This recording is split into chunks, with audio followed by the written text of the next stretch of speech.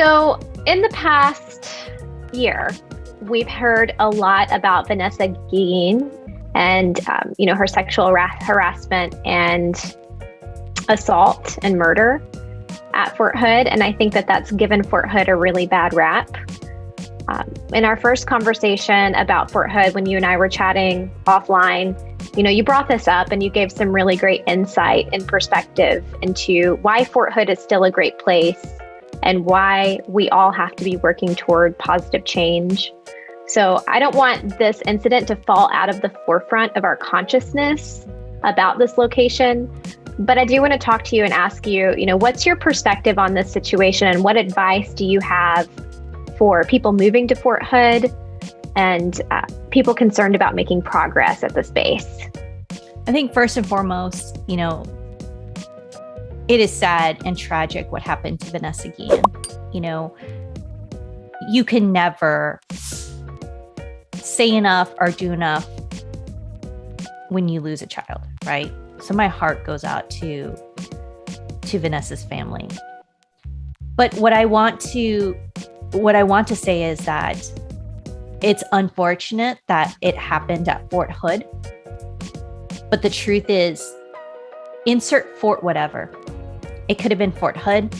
It could have been Fort Bragg. It could have been Fort anywhere. The truth is, it happens at every installation. Army, Navy, Air Force, Marine, it happens. And here's why. The military is made up of men and women that come from every zip code across America.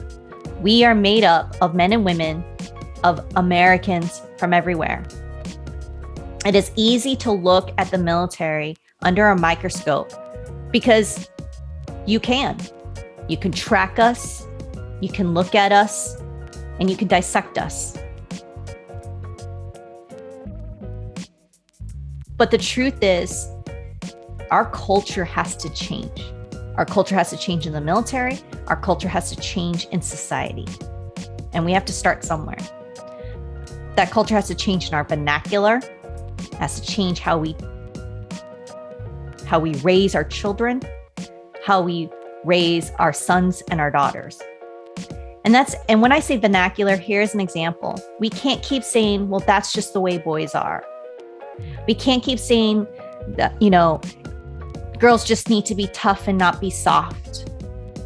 It's okay that, boys can wear this and not that, and girls can, no to all of that.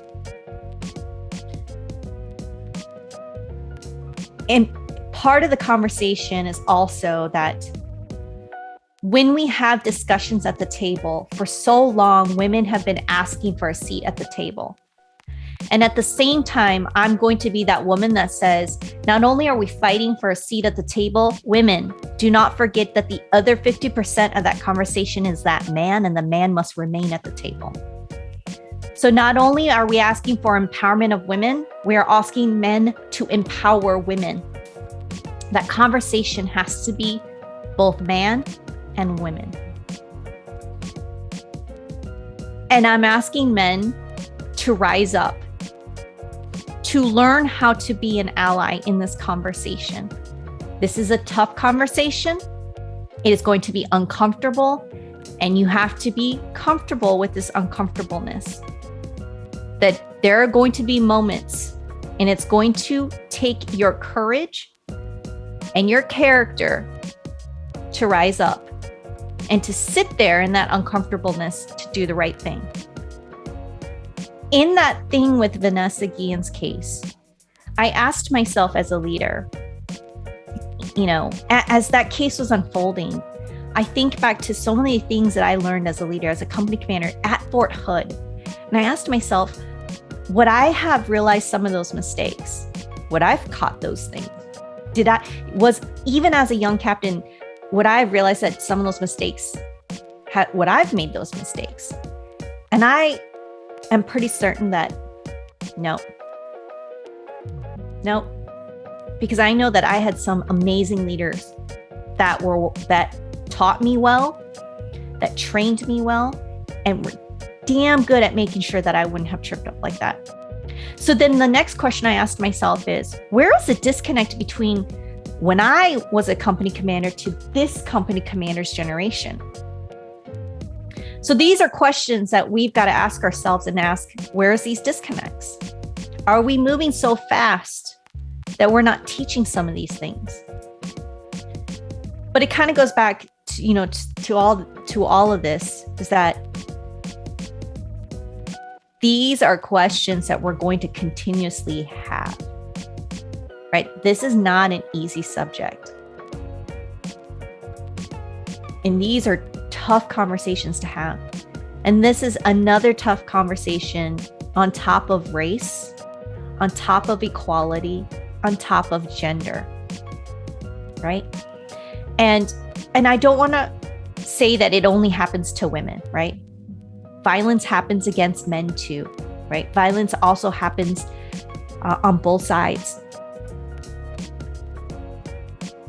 And just because there was this giant investigation that happened at Fort Hood, that it's not still happening at Fort Hood. It's still going on, right? I don't want leaders to think that, oh, because there's this big investigation that everything is perfect. It's not perfect. It's still happening. So what I want leaders to take away from this, and what I want soldiers to take away from this, is that you have to go in with your eyes wide open, that you've got to do the hard right. And who I'm more concerned about, it's not the lieutenant colonels of the world, right? I'm not concerned about the master sergeants, the lieutenant colonels, or even the staff sergeants, or even the captains. While they are going to be harassed too, don't get me wrong. I'm more concerned about the privates, the specialists, the lieutenants. Those are the ones that I'm more concerned about, because they don't have a voice yet, because they haven't found their voice yet.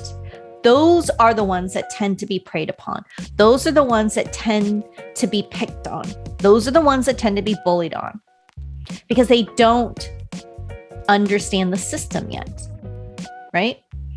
So I am asking our leaders, I'm talking to you, the NCOs. I am talking to you, our field grade officers, to look out for them, to mentor them, to guide them, to have an open door policy. And I'm not just saying you put that in a memorandum and stick it up on a board. I'm saying that you open that door and you physically walk out that door and you go talk to them. Because I guarantee you, some private is not going to walk up to a field grade officer and say, hey, sir, ma'am, I want to talk to you. Because they're not. They're scared of you. That rank scares them. You have to create a warm and welcoming environment, because this is still happening to them. And so that is the challenge, is that you've got to be real to them. They've got to know that you're a person too, that you put your pants on just like they do, and that you care for them. And I shared something last night at my retirement. My dad told me this at the very beginning of my career, and I didn't understand it at the onset when he told me this, but I took it to heart, and I said, I don't exactly understand it, but I'll try my best. And he said, Olivia, always take care of your soldiers first. Take care of them so that they know that you love them. And if you do, they will always take care of you. And I said, okay, Dad, I really don't know what that means, but I'll try my best. But as I grew through my ranks, I understood what he meant. And it's the most simplest form of leadership. And when I understood that, it is so simple. And when I did it, it was the simple things of, when I came back from my mission, they put my cot together. When I came back from being in the talk all day, while my food was cold, there was food on my bunk because I didn't have time to go to chow hall. You know, I didn't have time to do X, Y, and Z. They did something for me because I had put them first. That's what I'm talking about, because they saw me as a person first and as somebody who gave two craps about them first, right? That's what I'm talking about. That is what we get paid to do as leaders. We don't do it for the glory. We damn as hell don't do it for the paycheck, right? So that is what I'm pleading for our leaders to do. We can't forget why we do this. We are charged to take care of the sons and daughters of America. That is the most prized possession. Because again, to have peace, we have to stand at the gates of hell. And we can only do that by having the best army. And the only way we're going to have the best army, we have to take care of the most prized possession, which are the sons and daughters. How do we do that? We have to honor them. We have to take care of them. And we take care of them by making sure that they can trust us. And that simple trust is knowing that they can come to us, right? So it's a heavy and hard subject. And I don't want, people to feel like, man, I want to run away from that. What I want people to walk away from this topic is that it's not just Fort Hood. You're never going to run away from this. It's going to happen anywhere. So go in with your eyes wide open, go in with an open heart, with an open mind. It's going to be tough. It's going to be hard. Be an ally, empower, do the hard right, and then hold those accountable. If you know that somebody did something wrong, do not expect the person that was bullied don't expect them to go through the system alone, right? Don't ask them, hey, what do you want to do? No. You're the leader, right? You're the leader. Ensure that they're taken care of. You hit on a lot of really strong points there. Top-down servant leadership, creating space for men and women alike to report when they feel that something is wrong. And I think that all of that, and also the cultural change, the vernacular, talking about how we need to shift our perspective of everyone being accountable instead of giving anyone any type of free pass. All of that, I think, adds up to positive change.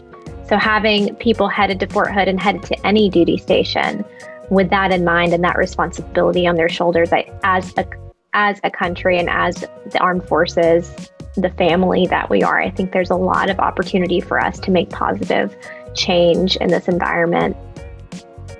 So we are out of time to chat any more about Fort Hood. So I'm going to ask you one last question. Olivia, for our listener who's headed to Fort Hood, maybe they are in the car right now with the U-Haul or getting on the airplane to land in their new duty station. What are your biggest takeaways that you want anyone headed to Fort Hood to know and be aware of? Literally, Fort Hood is called the Great Place because you will have so much fun. There's so much to do. It is a gigantic state. You can never go wrong there. It's a great family place. It's a great duty assignment. Make the most of it. Yes, it's got a bad rap, but again, it's a mindset. Literally, it was 10 years of my life. I walked away as a changed leader, and Texas has a huge piece of my heart and always will. And I challenge you, and I dare you to come back to me after you've been assigned there, that you cannot come back and say, I hated that place, because I doubt that you can, because it really is the great place. Thanks, Olivia. I really appreciate you sharing everything that you know about Fort Hood and being so candid and open about your perspective on things that are happening there. So I want to give you the opportunity to share with our listeners where they can connect with you. LinkedIn, email, Facebook, website. Please go ahead and share that now.